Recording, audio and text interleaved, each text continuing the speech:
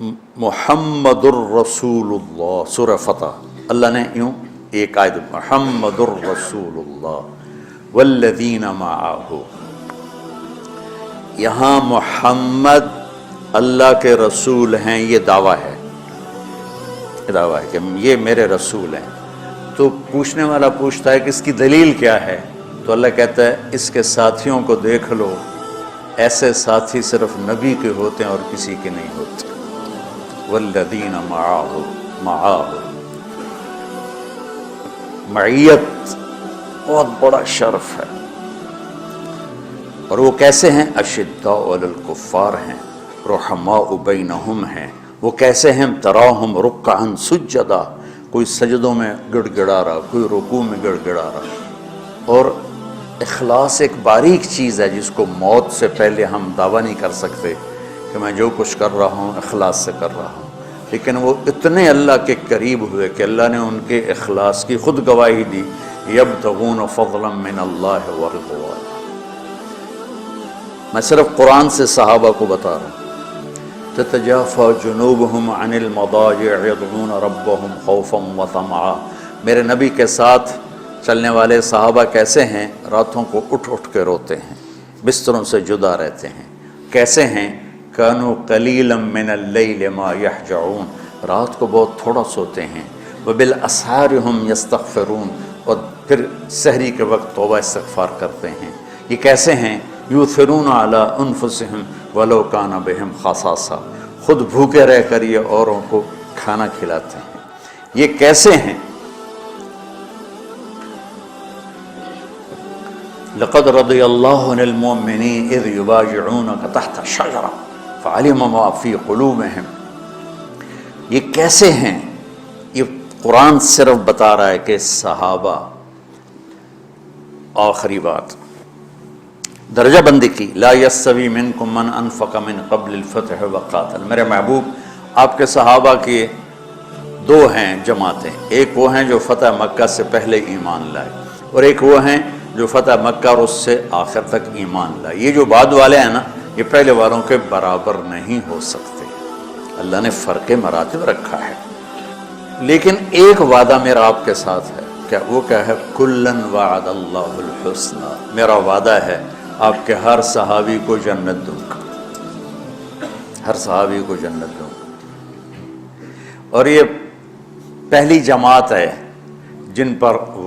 جن کی حمایت میں قرآن اترتا تھا۔ اور ایک عجیب ہے کہ ایک لفظ قرآن کا، ایک لفظ، ایک آیت اتری، لا یستوی القاعدون من المؤمنین والمجاہدون فی سبیل اللہ۔ یہ آیت ایسے اتری جیسے میں نے پڑھا ہے کہ اللہ کے راستے میں جہاد کرنے والے اور گھر بیٹھنے والے برابر نہیں ہو سکتے۔ ٹھیک؟ عبداللہ بن ام مکتوم نابینا صحابی ہیں، انہوں نے جب آیت سنی کہا یا اللہ یہ کیا کیا؟ وہ میں انا محتاج، میں کتوں جا کے جہاد کرنا ہے، میرے لیے تو گنجائش دے۔ سبحان، یہ کیسے لوگ تھے؟ جبریل دوڑے آئے اور وہی کیا لائے؟ ایک لفظ، صرف ایک لفظ کہ یا رسول اللہ فرما رہے ہیں کہ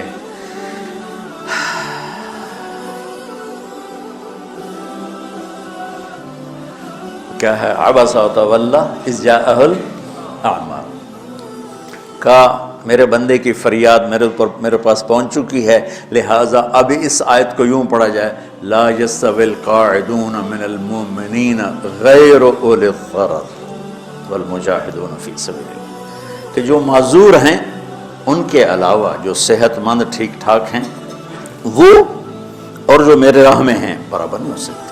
تو عبداللہ بن ام مکتوم کی فریاد پر قرآن کا ایک لفظ ہے، اور خولہ کی فریاد پر آیات بارش کے قطروں کی طرح، قد سمع اللہ قول التی تجادلک فی زوجها وتشتکی الی اللہ واللہ یسمع تحاورکما ان اللہ سمیع بصیر الذین یظاہرون منکم من نسائہم ما ہن امہاتہم ان امہاتہم الا اللہ ولدنہم وانہم لیقولون منکرا من القول وزورا۔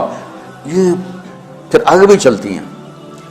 ایک دیہاتی عورت کی فریاد نے عرش ہلا دیا اور قرآن اترا۔ یہ لوگ تھوڑا اور سنا دو تاکہ آپ کو خولا کا پتہ چلے، خولا کیا چیز ہے۔ انصاری عورت ہے، ہاں محلے کی ایک عورت ہے، خامن نے غصے میں طلاق دے دی۔ طلاق تھی زہار، تو میرے لیے میری ماں کی طرح ہے۔ اس طلاق کے بعد رجوع ہو ہی نہیں سکتا تھا۔ 3 طلاق میں تو رجوع ہو جاتا نا، کہ کسی اور جگہ شادی ہو جائے، وہاں سے طلاق ہو جائے واپسی، لیکن اس میں رجوع ایسا ہی ہے شیخ، ایسا ہی ہے نا، اس میں دوبارہ اگر اس کی شادی ہو جائے اور پھر وہاں سے وہ فارغ ہو کر اس سے شادی نہیں ہو سکتی، یہ اس زمانے کا رواج تھا۔ اب یہ ان کی عمر گزر گئی تھی، جو بھاگی بھاگی اللہ کے نبی کے پاس ہے، یا رسول اللہ میرے خامن اوس بن مالک نے زہار کر دیا، اوس بن صامت نے مجھ سے زہار کر دیا، تو کیا فتویٰ ہے؟ آپ نے کہا حرمتی علیہ، بیٹی تو حرام ہو گئی۔ بولیں گے یا رسول اللہ اکل مالی وافنا شبابی، جوانی میری ڈھل گئی، مال میرا کھا گیا وہ، تو میں کہاں جا کے بیٹھوں، ماں باپ میرے نہیں ہیں۔ آپ نے کہا حرمتی علیہ، تو اس پہ حرام ہو گیا۔ پھر اس نے کہا یا رسول اللہ میرا کیا بنے گا؟ تو آپ چپ ہو گئے، کہ جب وہ مانتی نہیں تو کیا کرو، آپ چپ ہو گئے۔ حضرت عائشہ رضی اللہ عنہ آپ کو کنگھی کر رہی تھی۔ جب اس نے دیکھا اللہ کے نبی نے جواب دینا چھوڑ دیا ہے، کہا چلے ٹھیک ہے میں اپنے رب سے بات کرتی ہوں۔ اس نے وہیں بیٹھے بیٹھے ہاتھ اٹھایا، اے اللہ ان لی منہ صبیۃ صغار، اے میرے رب میرے چھوٹے چھوٹے بچے، ان ضممتہم الی فجعوا وان ضممتم الیہ فضاعوا، میرے رب میرے چھوٹے چھوٹے بچے، عمر میری ڈھل گئی، میری دوسری شادی نہیں ہو سکتی، ان بچوں کو میں اپنے پاس رکھوں تو ان کو روٹی کہاں سے کھلاؤں، یہ بھوکے مریں گے۔ خامند کے پاس چھوڑ کے چلے جاؤں تو وہ بھی کمزور ہو چکا ہے، یہ ان کی تربیت کون کرے گا، یہ تو برباد ہو جائیں گے۔ اب اس کی دعا سنو، یا اللہ اپنے نبی کی زبان پر میرے حق میں فیصلہ دے۔ یہ نہیں کہا کہ تو اپنی شریعت کا فیصلہ سنا، کہ اللہ میرے حق میں دینا ہے فیصلہ۔ اور اللہ تعالیٰ کا قرآن آ گیا، ہاں خولا ہم نے اپنے رحمت کے طفیل تیرے حق میں فیصلہ دے دیا۔ دھرتی نے کسی نبی کے ایسے ساتھی نہ دیکھے نہ دیکھے گی، اور ایسے عظیم انسان دنیا میں نہ آئے نہ آئیں گے۔ انبیاء کے بعد عظیم ترین انسانوں کا ٹولہ، لیکن وہ بشر تھے، ان سے خطائیں ہوئیں، ان سے گناہ ہوئے، پر اللہ نے کہا جاؤ ہم نے معاف کر دیا، کلا وعد اللہ الحسنی، جاؤ سب کے لیے جنت ہے۔